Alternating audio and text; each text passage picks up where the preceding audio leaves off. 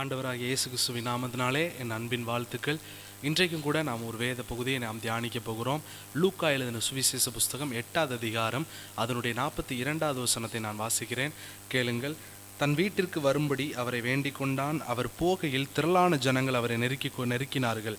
அப்பொழுது 12 வருஷமாய் பெரும்பாடுள்ளவளாய் இருந்து தன் ஆஸ்திகளை எல்லாம் வைத்தியர்களுக்கு செலவழித்தும் ஒருவனாலும் சொஸ்தமாக்கப்படாதிருந்த ஒரு ஸ்திரீ அவருக்கு பின்னாக வந்து அவருடைய வஸ்திரத்தின் ஓரத்தை தொட்டால் உடனே அவளுடைய பெரும்பாடு நின்று போயிற்று. ஸ்தோத்திரம். பெரும்பாடுள்ள ஸ்திரீயை பற்றி நமக்கு நன்றாக தெரியும். 12 வருடமாக பெரும்பாடு, வைத்தியர்களுக்கு தன் ஆஸ்தியை முழுவதும் செலவழித்து சரியாகாத ஒரு நிலைமை. இன்றைக்கும் கூட உங்களுடைய வாழ்க்கையிலே நீங்கள் அதிகம் செலவழித்தும் உங்களுடைய வியாதி சரியாகவில்லை, நீங்கள் என்ன பண்ணாலும் ஒன்றும் நடக்கலை அப்படின்னு நீங்கள் சொல்லலாம். ஸ்தோத்திரம். இந்த பெரும்பாடுள்ள ஸ்திரீ என்ன செய்கிறார் என்று சொன்னால், இயேசு கிறிஸ்துவின் வஸ்திரத்தை ஓரத்தின் தொட்டாலாகிலும் நான் சொஸ்தமாவேன் என்கிறதான ஒரு விசுவாசம்.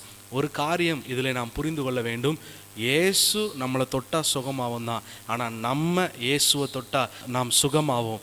அதற்கு ஒரு நல்ல எக்ஸாம்பிள் தான் இந்த பெரும்பாடுள்ள ஸ்திரீ. அநேகர் நெருக்கி கொண்டிருந்தார்கள், ஆனால் தொட்டவள் இந்த பெரும்பாடு ஸ்திரீ மட்டும்தான்.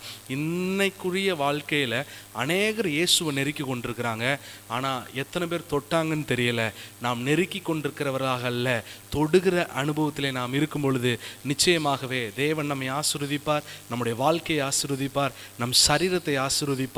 அவரிடத்திலிருந்து வல்லமை புறப்பட்டு வந்து நம்மளை சுகமாக்கும். இந்த வசனத்தை கேட்கிற உங்கள் யாவரையும் தேவன் இந்த வசனத்தின்படி உங்களை ஆசீர்வதிப்பாராக.